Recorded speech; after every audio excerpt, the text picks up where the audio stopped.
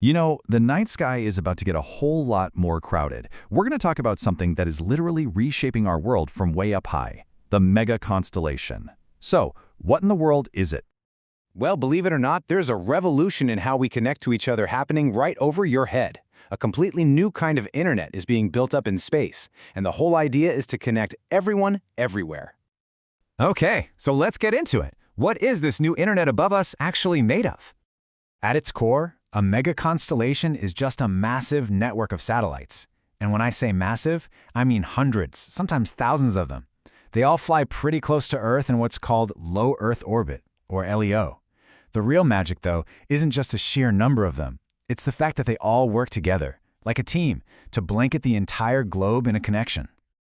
And we are absolutely not talking about just a handful of satellites here. Just look at these numbers from some of the big players like Starlink and OneWeb. For just its first phase, Starlink is talking about over 4,400 satellites. OneWeb is building a network with over 700. I mean, these are huge, ambitious projects on a scale we've really never seen before. Now, to really get why this is such a big deal, we kind of have to look at what it's replacing. This isn't just a small upgrade to satellite tech. No, it's a totally new way of thinking. People often call it the shift from old space to new space. And this quote right here, it nails the biggest problem with the old way of doing things. You see, traditional satellites were often in these super high orbits, and you could only talk to them for a short little window when they pass by.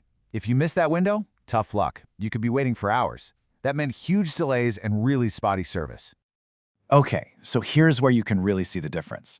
The old satellites, they're way out there in geostationary orbit. That's over 35,000 kilometers away. Now, they cover a lot of ground from up there, but that crazy distance creates a ton of signal delay, what we call latency. Mega constellations completely flip that idea on its head. They fly much, much closer to us, in low Earth orbit, and use thousands of satellites to create this dense web of coverage. And that closeness, that's the absolute game changer for speed. It just crushes the latency. So you might be thinking, how does that even work if the satellites are always moving? Well, your little terminal on the ground does this clever thing called a handover. Your connection just rapidly and totally seamlessly jumps from one satellite to the next as they fly by. You know what it's like? It's exactly like your phone switching between cell towers when you're driving down the highway. Same idea, just happening at orbital speeds. All right, so giving everyone on Earth high-speed internet is obviously a huge deal. But the vision here is so much bigger. We're talking about connecting Earth and space in a way that honestly sounds like it's straight out of science fiction. See, these constellations aren't just for us down on the ground. They are literally creating the backbone for an internet in space, a network for all the other satellites and objects flying around in orbit. This is a complete paradigm shift. And this opens up two really cool new jobs for satellites. First, a satellite, let's say an Earth observation satellite, can act like a user. It can connect to the mega constellation to beam all its data back home super fast. But that very same satellite could also act like a tower, becoming a hotspot that provides a connection to other stuff flying nearby. It becomes a part of the network itself. Which brings us to the future of all this. What happens when you have this level of integration? Well, you're laying the groundwork for what comes next, for things like 6G networks.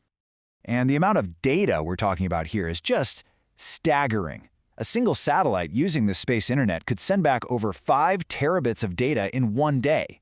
Now, to put that into perspective, the entire Hubble Space Telescope, it generates about that much data in a whole year. This is a mind-blowing leap in our ability to get information from space back down to Earth. So here's the big takeaway. We are building a network that doesn't just connect every person on the planet.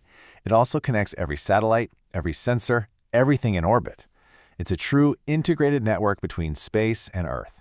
And that leaves us with one heck of a question.